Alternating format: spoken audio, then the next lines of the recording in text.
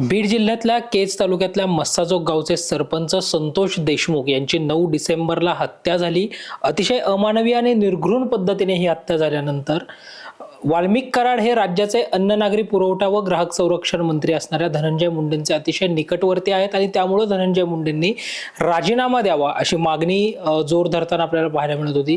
ही मागणी होत असतानाच राज्याचे अन्न नागरी पुरवठा आणि ग्राहक संरक्षण मंत्री धनंजय मुंडे भगवानगडावर गेले। 2-2.5 तास भगवानगडाचे महंत नामदेव शास्त्री यांच्यासोबत त्यांची चर्चा झाली आणि आज सकाळी नामदेव शास्त्रींनी एक पत्रकार परिषद घेऊन आपली भूमिका जी आहे ती जाहीर केली। ही भूमिका जाहीर करत असताना धनंजय मुंडे यांच्या पाठीशी भगवानगड जो आहे तो एकदम भक्कमपणे उभा असल्याचं नामदेव शास्त्रींनी सांगितलं। याच सगळ्या विषयावर बोलण्यासाठी आपल्यासोबत ज्येष्ठ पत्रकार हेमंत देसाई सर आहेत। आपण सरांकडूनच याबाबतची अधिकृत माहिती जी आहे ती जाणून घेणार आहोत।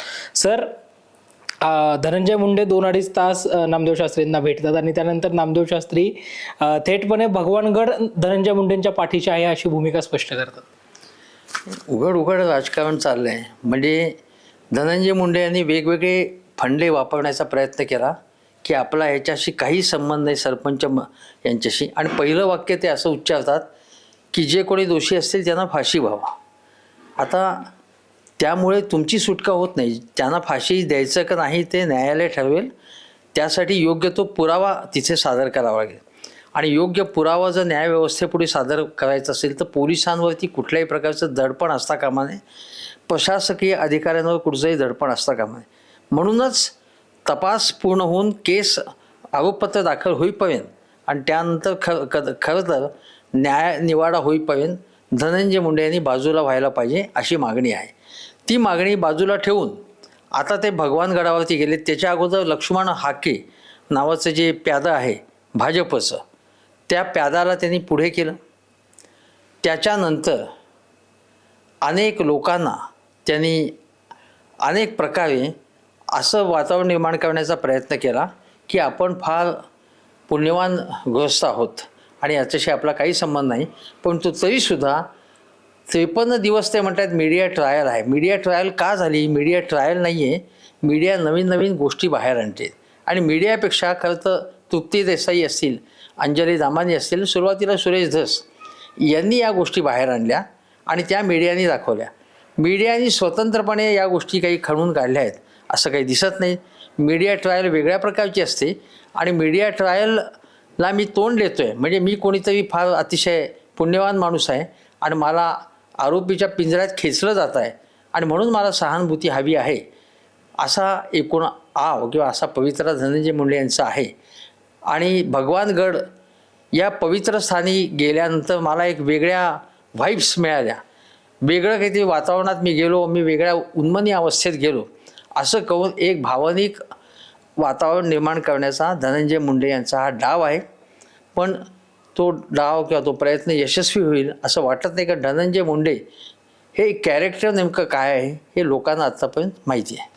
सर, आज उघडपणे धनंजय मुंडेंना पाठीशी घालणाऱ्या याच भगवानगडाने आणि याच नामदेव शास्त्रींनी ज्यावेळी दसरा मेळावा होत होता त्यावेळी भगवानगडावरनं कुणीही राजकीय भूमिका मांडू नयेत असं म्हणून तो दसरा मेळावा जो आहे तो बंद केला होता आणि आता तो दसरा मेळावा सावरगावला भगवान भक्ती गडावर होताना पाहायला मिळतो। अशावेळी आता भगवानगडानं ही राजकीय भूमिका मांडलेली आहे, या सगळ्याकडे तुम्ही कसं पाहताय? नाही, एक तर हे नामदेव शास्त्री महंत हे मला वाटतं कोणीतरी मला सांगितलं की काशीला शिकून आलेले आहेत, ते असतील, विद्वान वगैरे असतील, पण प्रत्येक विद्वान माणूस असतो तो संत पुरुष असतो असं म्हणण्याचं कारण नाही। ते जरी महंत म्हटलं जात असलं त्यांचा, तरी त्यांचा राजकारणातला सहभाग जो काही प्रत्यक्ष आणि अप्रत्यक्ष आहे तो लोकांच्या समोर आलेला आहे। माझ्या माहितीनुसार गोपीनाथ मुंडे यांनीच नामदेव शास्त्रींना पुढे आणलं आणि ते त्या भगवानगडावरती आहेत त्या भगवानगडाची मालमत्ता मोठ्या प्रचंड प्रमाणातली आहे। मला वाटतं काही शेकड्यात काही एकर जमीन त्या भगवानगडाच्या मालकीची आहे। एका विशिष्ट समुदायाचे ते महंत आहेत आणि त्यांच्याबद्दल त्या समाजाला आदर आहे आणि आपणही काही अनादर करण्याचं त्यांचं कारण नाही। पण माणूस आदराला केव्हा पात्र होतं की जेव्हा त्याचं संपूर्ण वर्तन तसं असतं। पंकजाताई मुंडे यांना त्या गडावरनं जवळजवळ त्यांची हकालपट्टी त्यांनी केली आणि तो राजकारणाचा अड्डा नाही अशी ठाम भूमिका त्यांनी घेतली आणि ती ठाम भूमिका त्यांनी घेतली. याचं कारण त्यावेळी धनंजय मुंडे आणि पंकजा मुंडे यांचं नातं बिघडलेलं होतं. ते एकमेकाच्या विरोधात होते आणि अशावेळी नामदेव शास्त्रींनी धनंजय मुंडे यांच्या बाजूनी पक्षपाती भूमिका घेतलेली होती आणि त्यामुळे ते राजकारणच करत होते. आणि आपण काय फार मोठ्या अध्यात्मातले एक संत पुरुष आहोत असा आव आणून त्याचा उपयोग जो आहे लोकांच्या मनावरती एक त्याचा उपयोग करून राजकारणच करायचं, पण फक्त आपली प्रतिमा मात्र वेगळी ठेवायची, असं त्यांचं एकूण गोष्ट आहे. धनंजय मुंडे यांना जेव्हा आज प्रश्न असा विचारला की तुम्ही इतके दिवस का लागले तुम्हाला इथे गडावरती यायला, तेव्हा ते असं म्हणाले की इतके दिवस हे प्रकरण चालू होतं पण मला इथे यायचं होतं आणि म्हणून मी वेळात वेळ काढून इथे आलो. आता वेळात वेळ काढून आत्ताच येणं, त्याच्या अगोदर नामदेव शास्त्रींनी विशिष्ट भूमिका घेणं, हे उघड उघड लोक इतके मूर्ख नाही आहेत की नामदेव शास्त्रींच्या नावाचा किंवा त्यांच्या महंत या स्थानाचा उपयोग आपल्यासाठी स्वार्थासाठी करायचा. आणि मुख्य म्हणजे नामदेव शास्त्रींनी घेतलेली भूमिका धक्कादायक यासाठी आहे की मस्साजोगचे जे संतोष देशमुख यांच्या खुनाबद्दल एकही शब्द न काढता किंवा त्यांच्या कुटुंबियांबद्दल सहानुभूतीचा एकही शब्द काढला नाही त्या, किंवा तिथे परभणीमध्ये सोमनाथ सूर्यवंशी यांच्याबद्दल एक शब्द काढला नाही, किंवा अजून एक महादेव मुंडे ज्यांची हत्या झाली त्याबद्दल सहानुभूतीचा शब्द काढला नाही. आणि ते असं म्हणतात की सलाईन लावून हे धनंजय मुंडे इथे आलेले आहेत, म्हणजे त्यांच्याबद्दल माझ्या मनात करुणा आहे असं ते म्हणाले. आणि आरोपींना सुद्धा मारहाण झाली होती, म्हणजे आरोपींची सुद्धा एक प्रकारे ते बाजू घेत आहेत. हे अतिशय धक्कादायक आहे आणि त्यामुळे त्यांच्याबद्दल जो काही थोडा बहुत आदर असेल तो शिल्लक राहील लोकांचा असं मला वाटत नाही. खंडणी मागताना ज्यावेळी मारहाण झाली होती त्या मारहाणीचे व्हिडिओ देखील आणि ती मारहाण का झाली होती हे देखील माध्यमांनी मांडलं पाहिजे असं देखील नामदेव शास्त्री आज म्हटल्याचं पाहायला मिळालं. याचा अर्थ असा आहे की मुळात काय की खंडणी मागितली, ती मागितली गेल्यानंतर जो वॉचमन होता तो त्याच्या मदतीसाठी म्हणून संतोष देशमुख आणि त्यांच्याबरोबर काही लोक धावले, तेथून हाणामारी झाली आणि आपल्या हे जे गुंड आहेत वाल्मिक कराड आणि त्याची जी पलटण आहे त्या गुंडांना कोणीतरी थोपाडलं आणि त्या थोपाडल्यामुळे आपला अपमान झाला, आपली दहशत कमी होईल आणि या भीतीपोटी आणि त्याच्यामधून आलेला संताप की 4 चौघात आपला अपमान झाला म्हणून संतोष देशमुखांची अत्यंत निर्दयपणे हत्या करण्यात आली. ही ज्या प्रकारे कुठलाही माणूस दुसऱ्याची हत्या अशा प्रकारे करणारच नाही, अशा प्रकारे हत्या करून व त्याचं अप्रत्यक्ष समर्थन करून आरोपींची बाजू घेणं हे तर अत्यंत धक्कादायक आणि संतापजनक आहे. त्यामुळे नामदेव शास्त्री नावाच्या या व्यक्तीबद्दलचा जो काही आदर आहे माझ्या मनातला तो संपूर्णपणे निकालात निघालेला आहे आणि लोकांनी सुद्धा हा माणूस कोण आहे नेमका हे नीट ओळखलं पाहिजे. तिकडे नामदेव शास्त्री भगवानगडावरच भूमिका मांडतात आणि धनंजय मुंडेही भगवानगडावरच पत्रकार परिषद घेऊन म्हणतायत की देशमुख परिवाराला न्याय मिळणं गरजेचं आहे की मग माझा राजीनामा घेणं महत्त्वाचं आहे. नाही, धनंजय मुंडे यांचा राजीनामा येणं हा देशमुख परिवाराला न्याय मिळण्याच्या दृष्टीने एक पाऊल आहे. कोर्टामध्ये न्याय होईल, पण मुद्दा असा आहे की आत्तापर्यंत SIT का बदलायला लागली, कारण धनंजय मुंडे आणि वाल्मिक कराडचे चमचे किंवा त्यांच्या घरी पाणी भरणारे लोक, त्यांचे गुलाम लोक होते, ते पोलीस होते, ते CIDमध्ये होते आणि अजूनही कृष्णा आंधळेचं सापडला नसेल आणि यापूर्वी जे काही आरोपी होते ते सुद्धा अनेक दिवसांतर सापडले. धनंजय देशमुखांना आंदोलन करायला लागल्यानंतर टाकीवर सोडून मग SIT बाबत किंवा या काही गोष्टींबाबत बदल घडवण्यात आले हे आपण लक्षात घेतलं पाहिजे. आणि या लोकांची मस्ती, गुंडगिरी आणि दादागिरी इतकी आहे की पोलीस स्टेशनसमोर किंवा न्यायालयाच्या जवळ ते आंदोलन करतात. म्हणजे इतक्या लोकांना यांनी उपकृत केलेलं आहे किंवा आपलं गुलाम करून सोडलेलं आहे की ते लोक त्यांचा अजूनही जय जयकार करतायत. आणि याच्या मागे परत जातीचं कवच उभा करणं हे अत्यंत घृणास्पद आहे. याच्याशी जातीचा काहीही संबंध नाही. एखादा गुंड कोणाच्या जे कृत्य करतो ते त्या जातीचा म्हणून त्या जातीच्या संरक्षणासाठी म्हणजे वंजारी समाजाच्या रक्षणासाठी या गुंडांनी संतोष देशमुखचा बळी घेतला आहे का? तुम्ही खंडणी मागत होता आणि तुमच्या खंडणी खोलीला विरोध केला होता म्हणून या गोष्टी घडल्या आणि आपला काहीच संबंध नाही आहे वाल्मिक कराडशी असं जे मुंडे दाखवत आहेत ते थोतांड आहे.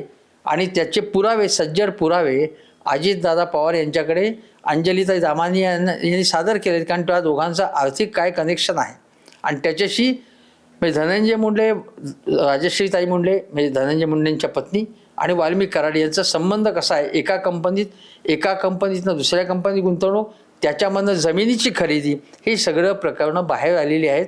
त्यांचे फोटो, त्यांचे व्हिडिओज हे सगळं समोर आलेलं आहे. आणि जेव्हा अजितदादा म्हणतात की बंदुका, पिस्तूलच्या गोळ्या आकाशात उडवून त्याची रील्स करणं मी सहन करणार नाही, याचा अर्थ आत्तापर्यंत जी रील्स झाली, आत्तापर्यंत जी दहशत माजवली, ती आता भूतकाळात गेली. ते झालं गेलं, गंगेला मिळालं, ते आता आम्ही शोधणार नाही आणि याच्या पुढे मात्र हे चालणार नाही असं ते म्हणत आहेत. याचा अर्थ की अगोदरच्या पापांवर अजितदादासुद्धा पांघरून घालत आहेत आणि जो काही निर्णय घ्यायचा तो अजितदादा घेतील असं सांगून देवेंद्र फडणवीस हात वर करतायत. मला आश्चर्य याचं वाटतं आणि धक्का बसतो की जे देवेंद्र फडणवीस महाराष्ट्राचा पुढे जाणार आहे आणि महाराष्ट्रामध्ये महावसुली सरकार गेल्यामुळे भ्रष्टाचाराचा अंत झालेला आहे, गुन्हेगारीचा अंत झाला आहे असं म्हणतात, त्यांना ही गुन्हेगारी, ही गुंडगिरी, ही दहशत, ही खूनबाजी हे दिसत नाही का? अनेक पोरीबाळ्यांची अब्रू यांनी घेतली, त्यांना पळवून आणलं आणि अत्याचार केले, याच्याबद्दल त्यांना काहीही वाटत नाही का? तेव्हा ही गुंडगिरी पूर्ण नेस्तनाबूत केली पाहिजे वाल्मिक कराडची आणि त्यांना आशीर्वाद आत्तापर्यंत कोणाचा होता? तो आशीर्वाद धनंजय मुंडे यांचा होता आणि म्हणूनच त्यांची मस्ती इतके दिवस चालू झाली. ही मस्ती पूर्णपणे मोडून काढली पाहिजे. धनंजय मुंडे यांची हकालपट्टी झाली पाहिजे. ते कितीही भक्ती आणि काय म्हणतात देवधर्मामध्ये कितीही गुंतले तरी त्यांनी काय केलेलं आहे, कोणावरती त्यांचा वरदहस्त होता हे लोकांना माहिती आहे. धनंजय मुंडे यांचं चित्र आणि चरित्र लोकांना पूर्णपणे माहिती आहे. त्यांच्या खाजगी गोष्टीबद्दल मी बोलणार नाही, त्याही चव्हाट्यावरती आलेल्या आहेत. त्यामुळे त्यांनी कितीही आवडला तरी ते पुण्यवान पुरुष आहेत असं एकाचीही समजूत होईल असं मला वाटत नाही. देवेंद्र फडणवीसांना ज्यावेळी या संदर्भातला प्रश्न विचारला जातो त्यावेळी देवेंद्र फडणवीस असं म्हणतायत की अजित पवार जी अधिकृत भूमिका घेतील धनंजय मुंडेंच्या राजीनाम्याबाबतची तीच माझी भूमिका असेल आणि धनंजय मुंडे माझ्या मंत्रिमंडळातले सहकारी आहेत, मी त्यांना केव्हाही भेटू शकतो आणि तेही मला केव्हाही भेटायला येऊ शकतात. ही तर अगदी लबाडीची भूमिका आहे. कारण शेवटी महायुतीचं सरकार असलं तर मुख्यमंत्री हे सगळ्या सरकारचे मुख्यमंत्री असतात. उद्या एखाद्या मंत्रिमंडळातल्या कोणी खून केला थेटपणे तर ते त्या पक्षाचे आहेत म्हणून असे बोटं दाखवतील का? यामध्ये सरकारची बदनामी होती, महाराष्ट्र शासनाची.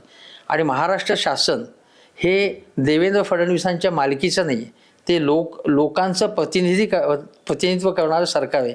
त्यामुळे याबाबत देवेंद्र फडणवीस यांनी ॲक्शन घेतली पाहिजे आणि घेतली नाही तर महायुतीचं सरकार हे अत्यंत चलाख, लवाड आणि पापांवर पांघरून घालणारं सरकार आहे अशी लोकांची ठाम समजूत होईल असं मला वाटतं.